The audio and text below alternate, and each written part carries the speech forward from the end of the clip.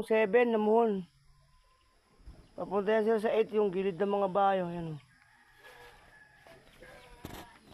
Sir. Anong araw ngayon sir Ren? Ha? Anong araw ngayon? Ito sir, Martes ngayon sir. Hapon to sir. Sir oh. Ipatatanggal ko na lang sir bukas. Hapon na ngayon eh. Ayan sir ang gilid, papuntang 8.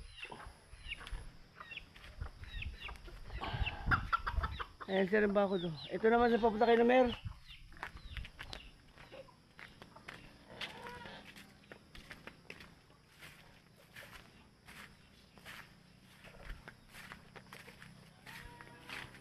Ayan sir, papuntang 6. Ayan sir, 7. Ito sir ang bahay ni Namer.